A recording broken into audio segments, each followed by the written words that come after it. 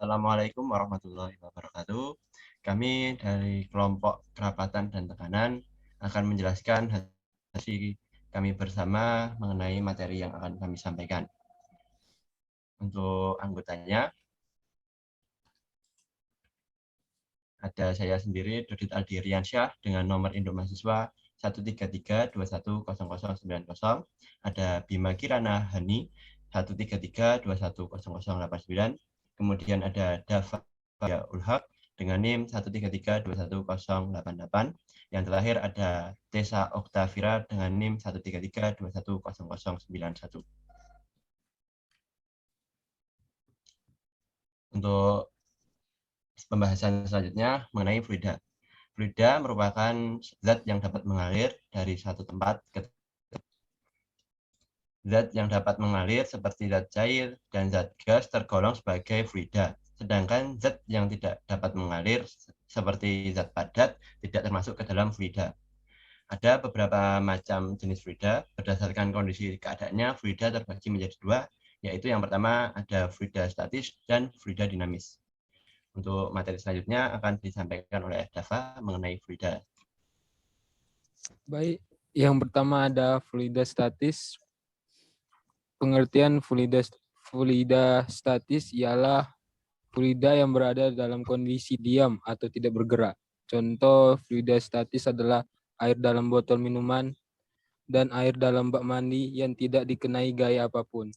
Contoh pengaplikasian fluida statis dalam kehidupan sehari-hari ialah pembuatan kapal selam. Adapun ciri-ciri fluida statis, pertama memiliki tegangan permukaan, yang kedua kapilaritas, yang ketiga massa jenis, yang terakhir viskositas yang lebih mudah dipahami karena berada dalam kondisi diam. Yang kedua ada fluida dinamis, pengertiannya ialah jenis fluida yang berada dalam kondisi bergerak atau mengalir. Contoh fluida dinamis adalah angin dan air sungai yang mengalir. Contoh pengaplikasian fluida dinamis dalam kehidupan sehari-hari, pertama ada PLTA, di mana penggerakan air dimanfaatkan untuk menggerakkan kincir guna menghasilkan listrik. Adapun ciri-ciri fluida dinamis, yang pertama tidak mengalami gesekan, yang kedua tidak kompresibel, yang ketiga memiliki arah aliran tertentu dan tidak mengalami turbulensi, yang keempat memiliki kecepatan yang konstan.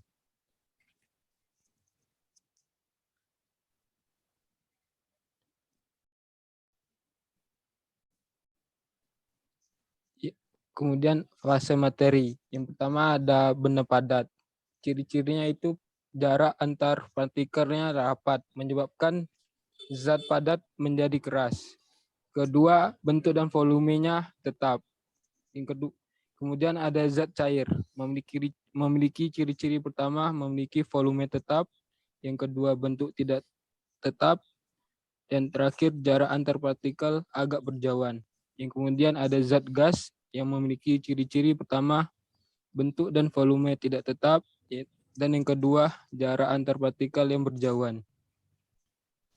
Untuk materi selanjutnya mengenai kerapatan akan dijelaskan oleh Saudara Bima Pratama. Silakan.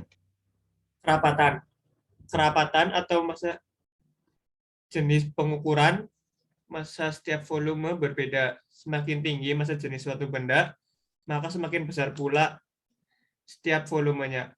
Massa jenis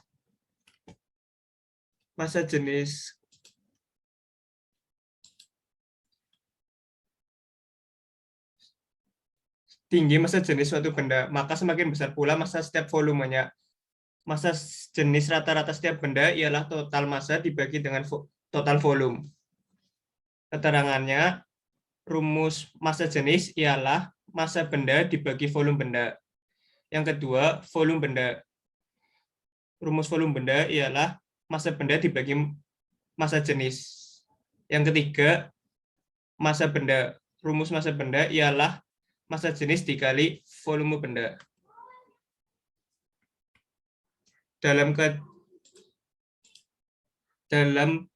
keadaan benda dalam air berdasarkan besar dan kecil massa jenis benda tersebut. Yang pertama, terapung. Untuk dapat terapung, suatu benda dalam air harus mempunyai massa jenis yang kecil daripada massa jenis air. Yang kedua, melayang. Untuk dapat melayang, suatu benda dapat dalam air harus mempunyai massa jenis sama dengan massa jenis air. Yang ketiga, tenggelam. Untuk dapat tenggelam, suatu benda dalam air harus mempunyai massa jenis lebih besar daripada massa jenis air. Maka benda akan mengalami gaya total ke bawah yang tidak sama dengan 0.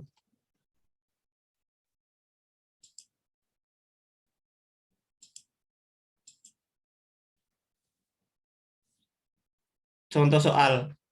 Massa suatu aluminium ialah 25 kg. Hitung volume aluminium itu dalam satuan SI. Massa jenis aluminium ialah 2,5 gram per meter kubik. Penyelesaian, diketahui massa jenis logam ialah 25 kilo. Massa jenisnya 2,5 gram per cm kubik, sama dengan 2.500 kg meter kubik. Ditanyakan volumenya. Rumus volume ialah massa benda dibagi massa jenis, sama dengan 25 kg per 2.500 kg per meter kubik, sama dengan 0,01 meter kubik. Jadi volume aluminium dalam satuan SI adalah 0,01 meter kubik.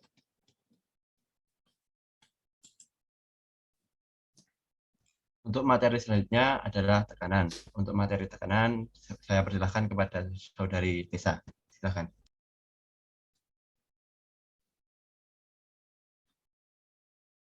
Mohon maaf, masih di mute.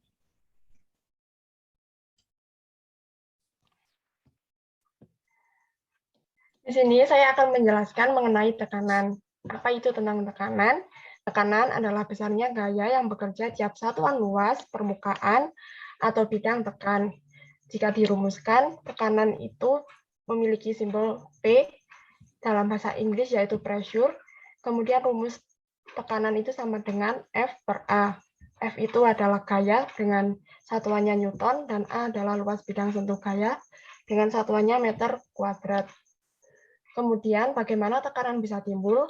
Tekanan bisa timbul karena akibat dari gaya tekan yang bekerja pada benda per satuan luas permukaan dengan arah yang tegak lurus. Secara sederhana, konsep tekanan dalam ilmu fisika dibagi menjadi dua, yakni tekanan zat padat dan tekanan zat cair. Di sini ada tekanan zat padat dengan rumus P sama dengan F per A yang seperti yang saya jelaskan tadi. Kemudian ada tekanan pada zat cair. Untuk rumus tekanan pada zat cair sedikit berbeda dengan rumus P sama dengan Rho dikali G dikali H. Rho sendiri adalah massa jenis zat cair, kemudian G adalah percepatan gravitasi, dan H adalah kedalaman atau jarak terhadap permukaan air. Next. Kemudian di sini ada contoh soal. Reni memakai sepatu hak lancip. Jika massa Reni 30 kg dan tekanan yang diberikan Reni pada lantai adalah 1.500 Newton per meter kuadrat, kemudian hitunglah luas permukaan sepatu Reni. Dari soal bisa diketahui massa Reni adalah 30 kg, kemudian F yaitu gaya dengan rumus M kali G sama dengan 30 dikali 10 sama dengan 300 Newton, dan P ada sama dengan 1.500 Newton per meter kuadrat. Kemudian di sini ditanya A, atau luas permukaannya. Kemudian kita jawab dengan rumus P sama dengan F per A. P-nya 1.500, kemudian F-nya 300, dan A-nya bisa dihitung dan diperoleh jawaban 1/5 meter kuadrat. Next. Kemudian ada contoh soal terakhir. Berapakah tekanan hidrostatisnya ikan pada gambar di atas jika massa jenis air sama dengan 1 gram per cm kubik dan gravitasi bumi sama dengan 10 meter per sekon kuadrat?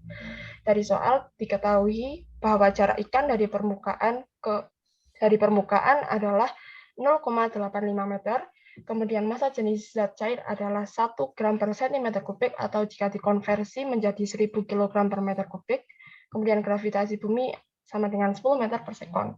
Kemudian kita masukkan rumus fluida zat cair yang rumusnya adalah P sama dengan Rho kali G kali H. Kemudian kita masukkan angkanya 1000 kilometer per kubik dikali 10 meter per sekon kuadrat dikali 0,85 meter. Kemudian diperoleh hasil 8.500 Pascal. Terima kasih. Ya, tadi merupakan presentasi dari kelompok kami. Kurang lebihnya mohon maaf. Dan untuk selanjutnya dibuka sesi pertanyaan. Silahkan jika ada teman-teman sekalian bisa ditanyakan melalui via WhatsApp di grup kelas ya. Untuk kurang lebihnya kami mohon maaf. Billahi taufiq wal hidayah. Wassalamualaikum warahmatullahi wabarakatuh.